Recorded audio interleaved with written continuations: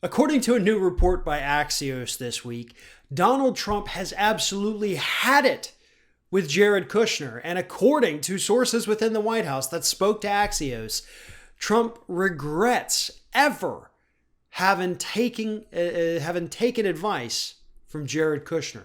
One of the issues they say that he is most upset with Kushner about is criminal justice reform.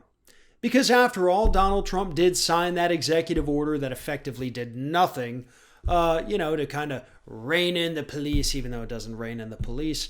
But he did that because Jared Kushner apparently told him, you need to do this. And now, according to aides, Donald Trump said, quote, that he doesn't want any more of Jared's woke shit. That's the quote that they told to Axios. He's tired of Jared trying to make him more woke.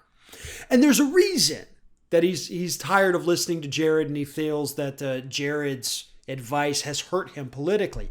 First and foremost, because it has hurt him politically. But secondly, he doesn't want to listen to him anymore on these issues, and he regrets listening to him on issues like criminal justice reform because it hasn't gained him any more African American voters, and he doesn't think it will. So he says that from now on, he's just going to go with his own instincts. He's going to trust his own gut on issues, and he's not going to listen to Jared. Well, here's where that's probably going to be problematic for him. Jared is one of the top people, along with Brad Parscale, on his re-election team. I mean, Jared Kushner is right there at the top of it. And if he is not going to listen to Jared, and he's already not going to listen to Parscale because Parscale's a moron, he's going to follow his gut, he is going to lose by even larger margins. Now, I'm not saying that cutting Kushner out means he's definitely going to lose, or that having Kushner there means he's definitely going to win. Kushner is not good at this either, but he's still better at it than Donald Trump is. And that's what's hilarious about all of this, because Kushner's an idiot, and his advice is awful. But Trump's even worse. And so he's going to find out, again, that he doesn't know everything and that he's not very good at this. People flocked to him in 2016, the moderate independent voters, whatever, because it was something new and different, and, that anti-establishment thing, and economy wasn't working for them, even though it was working for those on Wall Street. So they said, yeah, let's give this dude a try. And now they're looking at it like, well, everything that was wrong with me back then is still wrong with me now, and in some ways it's worse, and in no ways is it better.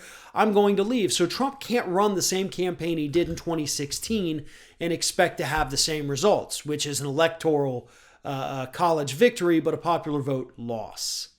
This time it would be a loss on both because he doesn't know what he's doing. But he is getting increasingly angry at those around him. To be honest, the problems he's facing, they're not Jared Kushner's fault. They're his own faults.